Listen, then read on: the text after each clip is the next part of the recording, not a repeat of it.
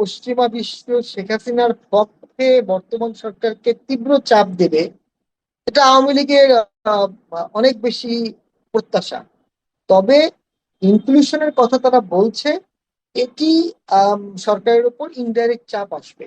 পাশাপাশি প্রতিবেশী রাজ্য ইন্ডিয়া অবশ্যই চাবে যে এই যে অনেক অসংখ্য লোক ভারতে পলাতক আছে অথবা আওয়ামী লীগ রিভাইভ নাই, এইটার একটা পলিটিক্যাল সলিউশন ভারত চাবে। এবং ভারত আর আমেরিকা যদি একটা জিনিস চায়, সেটি বাংলাদেশে অবশ্যই একটা বড় চাপের ক্রিয়েট করবে। আওয়ামী লীগ ফিরলে শুধু আমাদের লাভ হবে কেন, আওয়ামী লীগ ফিরলে এনসিপির লাভ হবে। আওয়ামী লীগ ফিরলে জনাব তারেক জিয়া এনসিপি কে ডেকে তার গণভবনে পোলাও মাংস রোস্ট খাওয়াবে। শেখ হাসিনা ফেরার ঘোষণা দেওয়ার সাথে সাথেই যত ছোট দল ছিল সবাইকে ডেকে উনি মিটিং করেছেন সাথে সাথে, এবং অনেককে মন্ত্রীও বানাবেন সামনে হয়তো বা। কারণ ওই যে রাজনীতিতে যখন সকল ফ্যাক্টর থাকে, তখন সকলেই একটা কম্পিটিশন, একটা বার্গেনিং এর পজিশনে থাকে। এটাই তো গণতন্ত্রের বিউটি। লাভ হবে জামাতের, জামাত আর বিএনপির কোনো ফাটল থাকবে না। জামাত বিএনপি এনসিপি এক হয়ে যাবে, আওয়ামী লীগ আসলে হয়তো বা সম্পূর্ণ এক হয়ে যাবে। তো সেদিক থেকে আওয়ামী লীগের আসা মাত্রই দেশের পলিটিক্যাল চিত্র চেঞ্জ হয়ে যাবে এবং সকলের বেনিফিট হবে। তবে কোনো অবস্থাতেই সরকার ওই রাস্তায় যেন না হাঁটে, যেটা আওয়ামী লীগ ব্যর্থ হলো একটা আন্দোলন, একটা যুদ্ধ করার চেষ্টা করে। আওয়ামী লীগের মধ্যে রোমান্টিসিজম আছে, তারা একাত্তরের ইনকারনেশন করতে চায়, যে আবার একাত্তরের মতো একটা যুদ্ধ করব, দেশের স্বাধীনতা সার্বভৌমত্ব তৈরি করব। যেহেতু দেশটা সাত দুভাগে ভাগ হয়ে গেছে, একাত্তরের পক্ষে, একাত্তরের বিপক্ষে, এবং সেই যুদ্ধ যদি আওয়ামী লীগকে করতেই হয়, কোনো একদিন আওয়ামী লীগ জনপ্রিয়তাও পাবে। একাত্তরের এক্সটেন্ডেড একাত্তর সকলেই আলটিমেটলি আওয়ামী লীগের পতাকার তলে আসতে বাধ্য হবে। এবং রিস্ক থাকবে, বিএনপি একটা সফট দল হিসাবে মার্চ হয়ে যাবে, কম্প্রোমাইজ হয়ে যাবে, কাস্টমাইজ হয়ে যাবে। এমন হতে পারে বাংলাদেশের দুটো শক্তি আছে, একটা প্রো আওয়ামী লীগ, একটা অ্যান্টি আওয়ামী লীগ জামাত। বাংলাদেশে শেখ হাসিনা ডিসেম্বরে দেশে ফেরার ঘোষণার পর থেকেই ঠিক কি সূত্রে কোন পরিসর তৈরি হওয়ার প্রতিশ্রুতির কারণে কিংবা আন্তর্জাতিক মহলের কোন সবুজ সংকেত পাওয়ার কারণে শেখ হাসিনা ভাবছেন যে সত্যি তিনি ডিসেম্বরের মধ্যে দেশে ফিরতে পারবেন এবং আওয়ামী লীগের ওপর থেকে রাজনৈতিক কার্যক্রমের নিষেধাজ্ঞাটা উঠে যাবে, এই নিয়েই বাংলাদেশের রাজনৈতিক পরিসরে মূল আলোচনাটা চলছে যে সত্যি কি শেখ হাসিনা ফিরতে পারবেন, আওয়ামী লীগ রাজনীতিতে ফিরতে পারবে। অন্তর্ভুক্তিমূলক রাজনীতির প্রসঙ্গ যখনই আসে তখন আরেকটি যে দল আওয়ামী লীগের মতোই নিষেধাজ্ঞার শিকার না হলেও মোটামুটি ভাবে আসলে একেবারেই কোণঠাসা হয়ে পড়েছে আওয়ামী লীগের পতনের পর থেকেই, সেটি জাতীয় পার্টি। জাতীয় পার্টিকেও রাজনৈতিক কার্যক্রমে পুরোদমে ফিরিয়ে আনার ক্ষেত্রে অনেক পক্ষ থেকে আলোচনা চলছে, এমন সংবাদও নানাভাবে ভেসে আসছে। শেখ হাসিনার ঘোষণা, তারপর সার্জিও গোরের সফর, এই সবই শেখ হাসিনার ডিসেম্বরে দেশে ফেরার বিষয়টি বোধহয় খুবই বাস্তব, সেটা এক পক্ষকে বিশেষভাবে বিশ্বাস করতে এক রকমের উৎসাহিত করছে। সত্যি কি বাংলাদেশে আবারও অন্তর্ভুক্তিমূলক রাজনীতির একটা পরিবেশ সৃষ্টি হওয়ার সম্ভাবনা দেখা যাচ্ছে, নাকি শেখ হাসিনা এই যে বলছেন সেটা তাকে আসলে এক রকমের পট পরিবর্তনের মাধ্যমেই ফিরতে হবে, শান্তির মাধ্যমে অন্তর্ভুক্তিমূলক রাজনৈতিক পরিবেশ এই সরকার ঠিক করে দেবে বা সৃষ্টি করবে, এর কোনো ইঙ্গিত মিলছে? এসব প্রসঙ্গে আলোচনায় আমার সঙ্গে যুক্ত হয়েছেন জাতীয় পার্টির মহাসচিব ব্যারিস্টার শামীম হায়দার পাটোয়ারি। ব্যারিস্টার শামীম হায়দার পাটোয়ারি, আপনাকে স্বাগত জানাই। শামীম হায়দার পাটোয়ারি, আপনার কাছে আমার প্রশ্ন যে এই যে আওয়ামী লীগ তো খুব জোরে সোরে বলছেন, মানে শেখ হাসিনা তাদের নেত্রীই বলে দিয়েছেন তারা ডিসেম্বরের মধ্যে ফিরবেন, মানে আপনি কোনো সম্ভাবনা দেখছেন, কোনো ইঙ্গিত দেখছেন? দেশে বিদেশে নানা রকম ইঙ্গিতের কথাই তো আলোচিত হচ্ছে যে একটা অন্তর্ভুক্তিমূলক রাজনৈতিক পরিবেশ বাংলাদেশে খুব শিগগিরই তৈরি হবে। যে আমরা যদি একটু অতীতে যাই, 15ই আগস্ট বঙ্গবন্ধুকে সপরিবারে হত্যা করা হলো, যেটাকে অনেকে বলেছে কিছু আহ, সেনা সদস্য দ্বারা এভাবে বলা হয়, কেউ সেনা রেভলিউশন বলে, কেউ হত্যাকাণ্ড বলে। ওখানে 10 বছরের শিশুকেও হত্যা করা হয়েছিল। এটা নিয়ে আওয়ামী বিরোধীরা কখনো কোনো প্রতিবাদ করেনি, নবরী, জামাতা করেনি, বিএনপিও করেনি। এরও 6 বছর পরে শেখ হাসিনা কিন্তু দেশে ঢুকেছিলেন, 6 বছর পরে। এবং 75-এর 15ই আগস্ট অবভিয়াসলি ভিকটিম ছিল আওয়ামী লীগ, ভিকটিম ছিল শেখ পরিবার। তারপরও শেখ হাসিনার 6 বছর লেগেছে। এবং এই 6 বছরে এর মধ্যে একটা পট পরিবর্তন হয়ে খন্দকার মোশতাক আসলেন ক্ষমতায়, তারপরে আহ, খালেদ মোশাররফ আসলেন, তারপরে 7 তারিখে তাহের আসলেন, তাহেরের পরে জিয়া আসলেন, জিয়া আসার শেষের দিকে এসে শেখ হাসিনা ঢুকলেন 6 বছরে। সেটা এবার 6 বছর লাগবে না, প্রথম কথা। কারণ জুলাই আন্দোলনের পরে আমরা যেটা অনুভব করেছিলাম, অবশ্যই আওয়ামী লীগ ইতিহাসের মধ্যে সর্বোচ্চ বিপর্যয়ের মুখে পড়েছিল 5ই আগস্টের পরে। অনেকেই পালিয়ে গিয়েছিল, 3টা ফার্সিক্যাল ভোটের দায় তার উপরে আছে, আন্দোলন দমনে রক্তপাত ঘটানোর অভিযোগ তার বিরুদ্ধে আছে।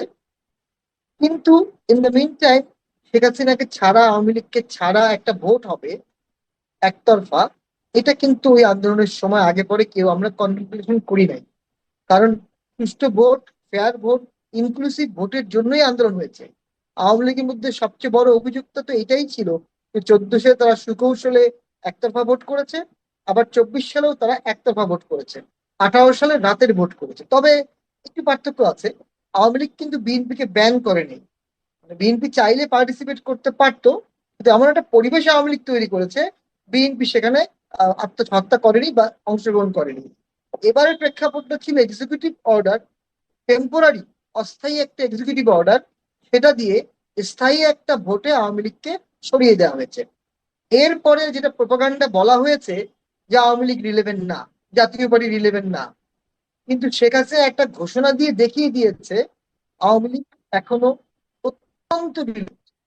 শেখ হাসিনা এখনো অত্যন্ত রিলেভেন্ট, এবং তার পক্ষে ন্যারেটিভস তৈরি করে ফেলেছে। তার পক্ষে একটা প্রোপাগান্ডা, তো প্রোপাগান্ডা ভালো অর্থে বলছি, তার পক্ষে তৈরি হয়ে গেছে। যখন রাজনীতিতে আপনি একটা ন্যারেটিভস তৈরি করে ফেলবেন, এই ন্যারেটিভসটা টিকে গেছে, আপনি ওয়াইপ আউট করতে পারলেন না, এই ন্যারেটিভস এর ফিজিক্যাল ম্যানিফেস্টেশন অর্থাৎ পার্টির আত্মপ্রকাশ, এটা হবেই। এখন ডিসেম্বরেই ফিরবে কিনা, কেউ তো বলছে নভেম্বরে ফিরবে, কেউ বলছে মার্চে ফিরবে, কেউ বলছে ফেরার সাথে সাথেই ফাঁসির দড়িতে যাবে। একটা ন্যারেটিভসও পলিটিক্যাল সায়েন্সের ভাষায় শুদ্ধ হওয়ার কোনো কারণ নাই। তবে আমি মনে করি আমেরিকার সার্জিও গোর এখন বাংলাদেশে আসছেন, উনি সবার সাথে কথা বলছেন। আমার মনে হচ্ছে উনি ইনক্লুসিভ রাজনীতির কথা বলছেন। দ্যাট মিনস আওয়ামী লীগের যে এক্সিকিউটিভ অর্ডারের ব্যান আছে, এটাকে উইথড্রর কথা হয়তো বা কোনো না কোনো মহল থেকে বলছে। এবং সরকারও ভোটের আগে একটা ভাইব দিয়েছিলেন যে তারা ক্ষমতায় গেলে এটা প্রত্যাহার হবে। আপনি একটা চমৎকার বিষয় বলেছেন যে শেখ হাসিনার এন্ট্রিটা বা আওয়ামী লীগের রিভাইভালটা কি শান্তির মাধ্যমে হবে না যুদ্ধের মাধ্যমে হবে? একদম প্লেন সিম্পল অ্যান্সার, যদি আলোচনা করে শর্ত সাপেক্ষে শান্তির মাধ্যমে না হয়, তাহলে একটা ছোটখাটো গৃহযুদ্ধ, যুদ্ধ একদিন না একদিন হবে। এন্ড সকল রাজনীতিবিদের দায়িত্ব হচ্ছে এই মুহূর্তে ভবিতব্য ভবিষ্যৎ সকল যুদ্ধ এড়ানো, সকল সংঘাত এড়ানো, জাতি গঠন করা, আলোচনা করে শর্ত সাপেক্ষে আওয়ামী লীগকে রিভাইভ করলে যদি জাতির গঠন হয়, যদি ঐক্যমত সৃষ্টি হয়, তাহলে দেশের স্বার্থে সেটাই করা উচিত। আর যদি আওয়ামী লীগকে ব্যান রেখে আমরা ভবিষ্যতে অর্থনীতি ধ্বংস হয়ে যায়, মানুষ মারা যায়, রক্তপাত হয়, দুই পক্ষের আন্দোলন হয়, দুই পক্ষের যুদ্ধ হয়, দেশে অস্ত্র ঢুকে, বর্ডারের সমস্যা হয়, সেটা কেন রাজনীতিবিদ সেই পথ বেছে নেবে? সেই পথ বেছে নেওয়ার মতো আহাম্মকি আমার বিশ্বাস বিএনপি করবে না। তবে বিএনপি এখানে যে নাজুক অবস্থায় আছে, এনসিপি এবং জামাত হয়তোবা, বিএনপি আওয়ামী লীগ রিভাইভ করলে সাথে সাথে এটাকে পলিটিক্যাল ইস্যু হিসাবে নিবে। তবে জামাতকে একটা জিনিস বুঝতে হবে, তাদেরকে 71-এর বিশাল দায় তাদের ঘাড়ে আছে। 16 বছর তারা চরম নির্যাতিত ছিল, কিন্তু দায়টা এখনো রয়ে গেছে। তারা যদি দেশের ইনক্লুসিভ রাজনীতিতে সহায়ক শক্তি হিসেবে কাজ করে, বুকে পাথর বেঁধে হলেও, তাদের 71-এর দায় হয়তোবা তারা, কেউ আর তাদেরকে দায়ী করতে পারবে না। তখন তারা বলবে যে আমরা তো আওয়ামী লীগকে রিভাইভে হেল্প করেছিলাম। এই সুযোগটা তারা কেন হারাচ্ছে আমি বুঝতেছি না। এবং আওয়ামী লীগ তো হারিয়ে যায়নি, আওয়ামী লীগ তো মাঠে ঘাটে হাটে সব জায়গায় আছে, শুধুমাত্র বৈধ মিছিল করতে পারছে না, বৈধভাবে ভোটে অংশগ্রহণ করতে পারছে না। তারা জনগণের একটা বড় অংশ, এই অংশকে একদম বাদ দিয়ে অর্থনীতি রাজনীতি টেকসই হবে না, এটা সকলকে বুঝতে হবে। কিন্তু ধন্যবাদ। সরকার তো সেটা বুঝতে পারছে না, সরকার তো এটা বুঝতে পারছে না, এক রকমের সেই ইঙ্গিতই দিচ্ছেন। কারণ এমন প্রত্যাশা তো ছিল নির্বাচিত সরকারের কাছ থেকে যে আসলে পরে আপনারা, যারা নিষেধাজ্ঞা তো আপনাদের বিরুদ্ধে নাই, কিন্তু আপনারাও কি আসলে মিছিল মিটিং করতে পারছেন স্বাধীনভাবে? তো এবং আপনি ফার্সিক্যাল ইলেকশন বলেছেন, যে আওয়ামী লীগ ফার্সিক্যাল ইলেকশনের কারণে আজকে মানে এই দশায় পড়েছে। সেই ফার্সিক্যাল ইলেকশনে আপনারা অংশ নিয়েছিলেন তিনটাতেই, সেটাই আপনাদের বিরুদ্ধে দায়েরও একটা, এবং প্রধান বিরোধী দল হয়েছিলেন। আপনাদের বিষয়ে দায়েরও তো সেটাই একটা কারণ। তো এরকম মানে আপনার ভাষায় ফার্সিক্যাল ইলেকশন করার দায় যাদের ওপর, আহ, সেই মানে প্রধান দল যেটা আর কি আওয়ামী লীগ, সেই আওয়ামী লীগ আবার এত দ্রুত ন্যারেটিভ তৈরি করে ফেলতে পারলো কবে আসবেন কবে আসবেন শেখ হাসিনা, সেটাই বাংলাদেশের রাজনীতির মূল বিষয় হয়ে গেল। মানে কি হলো তাহলে? তাহলে ওই মানে জুলাই আগস্টে 2024-এ কি হলো? মানে তাহলে কি আসলেই মানে নির্বাচনের কারণেই এই দায়, আওয়ামী লীগের ভুলেই এই দায়? তাহলে মানুষ সেগুলো মনে রাখছে না কেন এখন, আওয়ামী লীগের অপেক্ষা করছে কেন? হ্যাঁ, আসলে 79-এর যে নির্বাচন ছিল সেটা তো ফার্সিক্যাল ইলেমেন্ট ছিল। অনেকে বলে 86-এও ছিল, 88-এও ছিল। 96-তে তো একটা একতরফা ইলেকশন হয়েছে, খুবই খুবই জঘন্য ইলেকশন। 45 দিনের সরকার ছিল 96 সালে, 15ই ফেব্রুয়ারি ইলেকশন। আবার 6 সালে বিএনপি সর্বোচ্চ চেষ্টা করেছে একতরফা ইলেকশন করার, 1,28,00,000 ভুয়া ভোটারের। তো আপনার সাথে আমি একদিকে একমত যে আসলে ফার্সিক্যাল ইলেকশনের দায় তো সকলেরই বেশি, কিন্তু আওয়ামী লীগ যেহেতু কনজিকিউটিভ একটা টার্ম ছিল 8 থেকে 24, সে কারণে কিউমুলেটিভ দায়টা অনেক বেশি হয়ে গেছে। হ্যাঁ, কেন দ্রুত আওয়ামী লীগ ব্যাক করতে পারলো, মানে ন্যারেটিভসে ব্যাক করতে পারলো, একটা কারণ হচ্ছে যে মহান জুলাই যোদ্ধারা, যাদেরকে আমরা ন্যাশনাল হিরো ভেবেছিলাম, যাদেরকে কেন্দ্র করে সমস্ত মিডিয়া আবর্তিত হতো, যাদের পিছনে হাজার মানুষ ছুটতো, তাদের একটা বিশাল অংশকে আমরা করাপ্টেড দেখলাম। তাদের একটা বিশাল অংশকে আমরা ভাষার অপপ্রয়োগ দেখলাম, এবং তাদের একটা অংশকে শীর্ষ নেতৃত্বে আমরা দেখলাম তারা একাত্তরকে ওন করে না। একাত্তরকে ওন না করার কারণেই জুলাই আন্দোলনকারীদের মধ্যে তীব্র চির ধরে গেল, ফ্র্যাগমেন্টেড হয়ে গেল, এবং আওয়ামী লীগের রিলেভেন্স বেড়ে গেল। এবং কিছুদিন পরে দেখা গেল যে আওয়ামী লীগ না থাকার কারণেই হয়তোবা একাত্তর কিছুটা কলঙ্কিত হচ্ছে, মুক্তিযুদ্ধ অপমানিত হচ্ছে, মুজিবনগরের ভাস্কর্য এখনো ঠিক করা হয়নি, এবং অনেক জায়গায় মুক্তিযুদ্ধের ভাস্কর্য ভেঙে ফেলা হচ্ছে, নাটক হতে দেওয়া হয়নি, মাজার ভাঙা হয়েছে। সো প্রোগ্রেসিভ ফোর্সটা যারা এক্সটেন্ডেড আওয়ামী লীগ, তারা অনুভব করলো রাজনৈতিক ভারসাম্যের জন্য আওয়ামী লীগ প্রয়োজন, তাদের দায় আছে, দায়ের বিচার হবে। তবে দায়ের বিচার এটা হতে পারে না যে তারা রাজনীতি করতে পারবে না। রাজনীতিতে ভারসাম্যটা নষ্ট